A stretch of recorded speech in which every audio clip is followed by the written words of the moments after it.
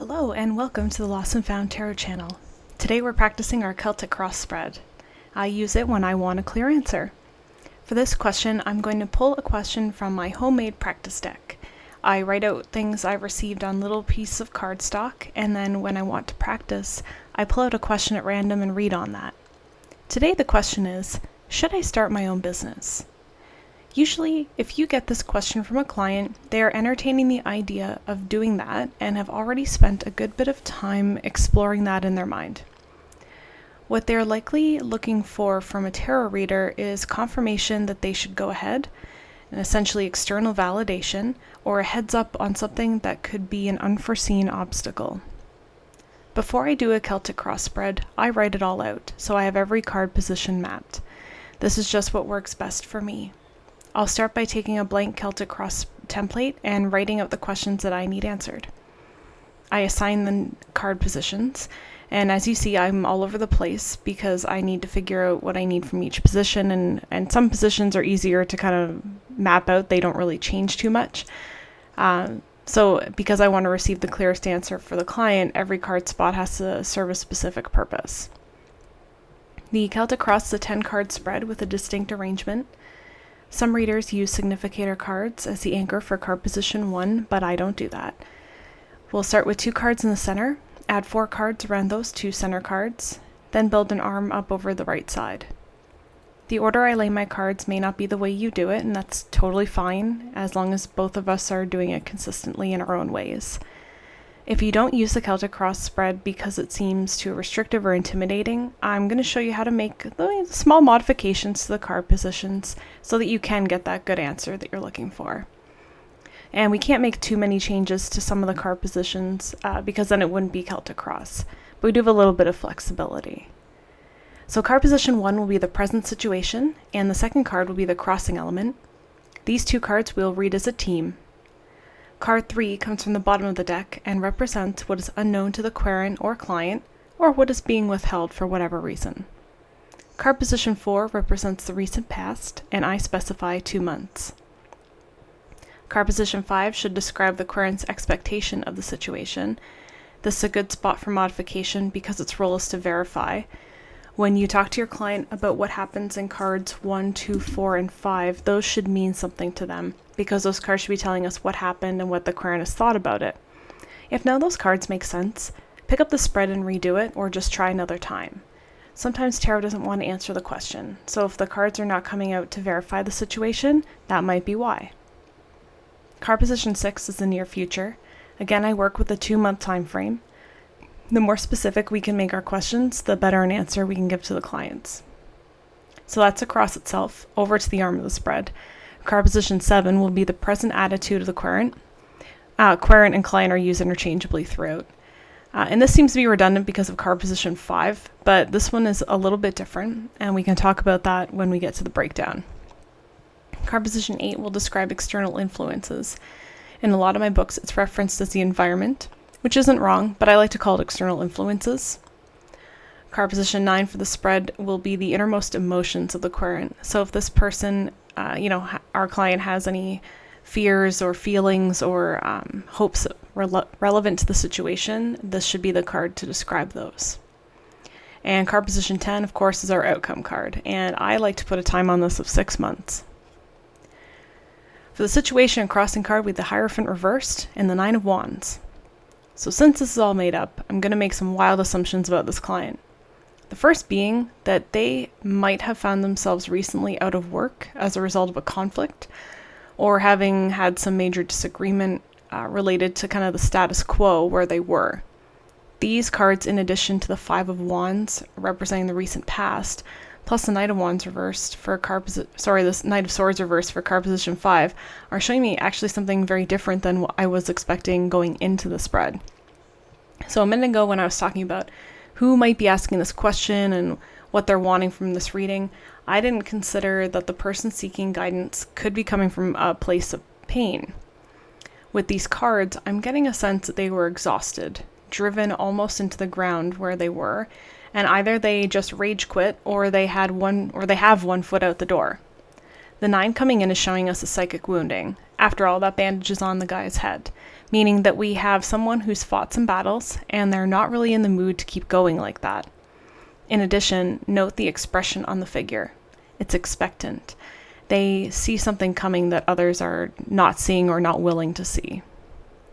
Card position 3 at the bottom in my modification of the spread is supposed to show us what they're not acknowledging, what they're not fully aware of, or what hasn't been said. And I take this card from the bottom of the deck, but you can take it from wherever you want as long as you do it the same way every time. And today we find Justice reversed. So this could be a lot of things.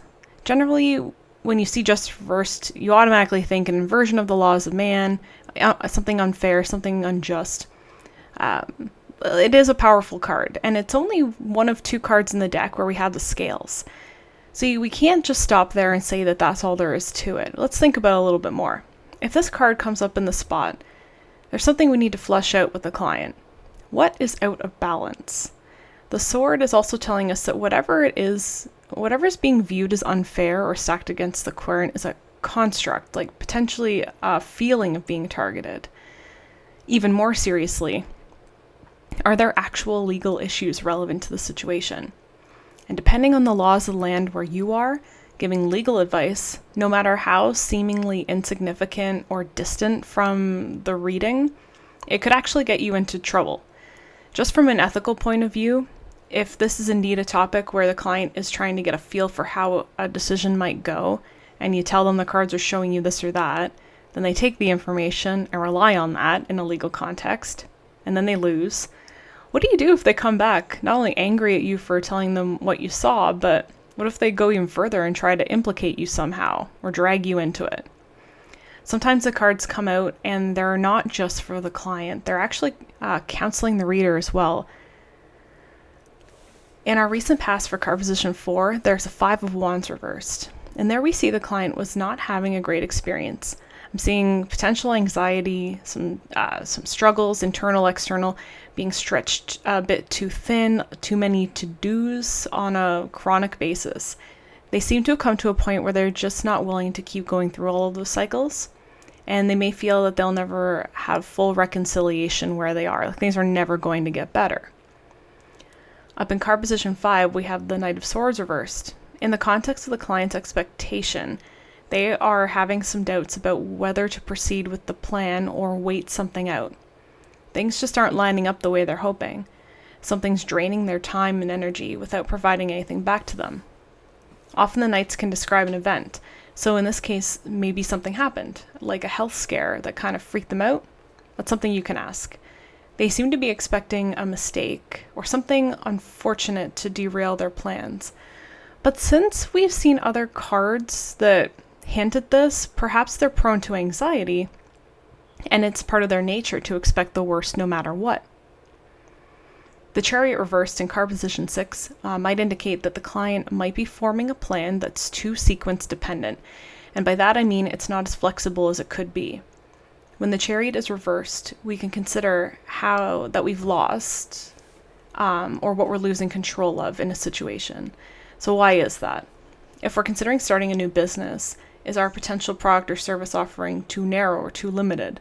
Are we trying too hard to control too many things before we've tested them to see what works? If we make a plan and it fails, how do we feel? Defeated, upset, maybe that those feelings build up and become self-destructive. The client seems like they might be too hard on themselves in general. They should allow themselves to have some self-compassion. If they don't factor in what the cards are telling them so far, the business might not get the chance it deserves. It's showing us the potential for success, provided they are more flexible in how they move forward and have faith in themselves. The driver of the Chariot is not holding any reins. They are controlling through faith in their own power. Going to the arm of the spread, the present attitude of the querent is the Ten of Pentacles. Keeping the question in mind, this card is showing us that they may be considering crowdfunding or seeking investment from others. Might even be asking their family to give them a few bucks to get going. This is a card of shared resources, so our client may have drive and desire, but not the means to make it happen. Since this card blends with the hidden card and the innermost emotions card, which is the Ten of Cups, I wonder if the client is hoping these funds or resources come from a settlement or a secured fund, perhaps even an inheritance or something like that that's expected. The Knight of Cups in card position 8 represents our external influences. And this doesn't, in this spread and with this question, this doesn't seem to be something that the card has a lot to do. You have to feel it out with the client to see what it means. Right now, it doesn't, without any context, it's not very useful right now. So it could be showing us a place, an event, going on a trip. It could be a person who embodies the Knight of Cups qualities. We could consider the astrological significance of the card or the timing if it's relevant to the question. If we dig into the innermost emotion of the querent in card position 9, that's where we find the 10 of Cups. This is where, this is what the client wants or thinks they want deep down. It's a picture-perfect life.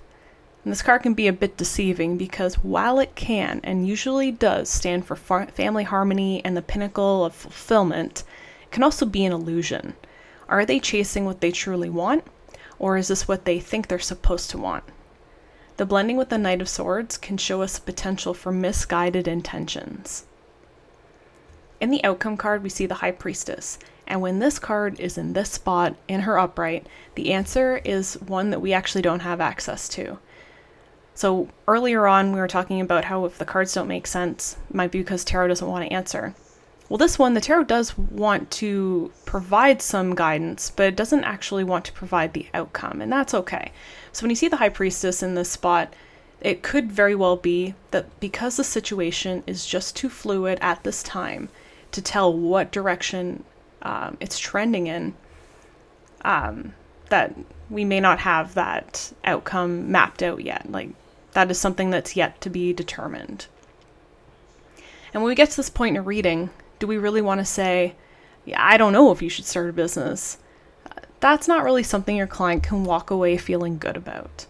And while it's true that the long-term outcome is not clear at this time, we can still try to help them understand what they need to overcome or address on the path to finding out what they really want and what shape that's going to take. So this might be where you could recap the feel of the spread and why they want to move in that direction. Move in any particular direction that they do. Maybe at your table they come to that point of clarity that didn't require a definite outcome card. So that's it for that spread. Again, it's all made up. If we had a real client, we could ask questions and spend a bit more time trying to really understand what each card was trying to tell us. So thanks so much for watching. If you have thoughts to share from your own practice or some questions, please consider putting them in the comment section and I will do my best to respond. Thanks so much for watching. Take care.